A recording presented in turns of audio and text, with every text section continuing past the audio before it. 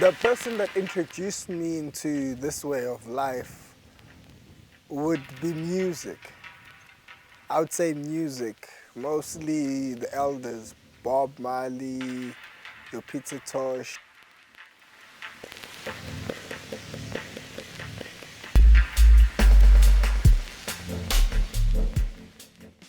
Reading also was another tool that introduced me to Rastafari way of life. I've been reading books like the Book of Enoch, which are ancient books that were excluded from the now King James Bible that which we own. So that was an awakening of many things that are relevant, especially to me as an African, because those things clearly put where my story begins and where I feature. Whereas in all the other depictions, I'd always felt left out. I'd followed, but I'd felt left out. Where do I fit in?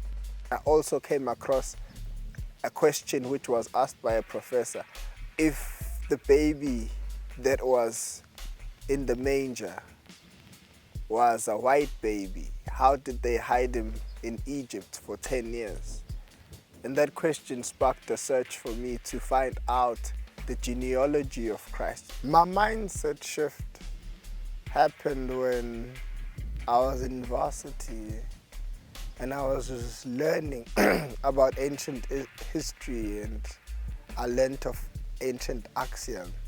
And that's how I got to learn of the glory of kings, the Negast, which is the story of the Queen of Sheba and Solomon, who bore a son called Menelik.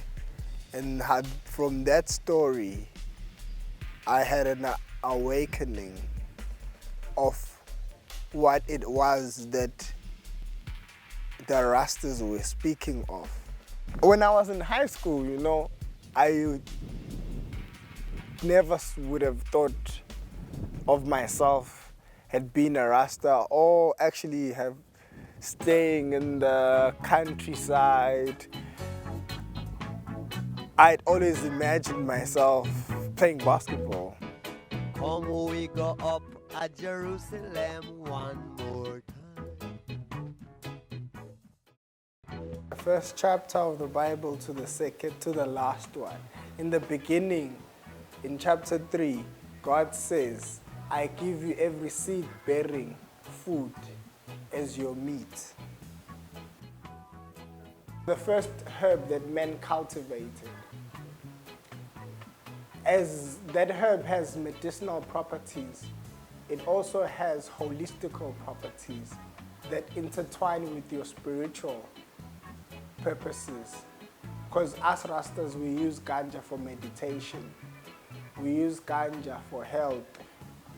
It helps with asthma, it helps with insomnia, it helps with glaucoma. It also helps combat the speeding of the cancer cells. I wasn't looking for the acceptance of the people. I came to this life because I was in search for the acceptance of the Most High and the acceptance of I and I, the inner I, acceptance of self, because I can't have anyone else except I if I can't accept I self.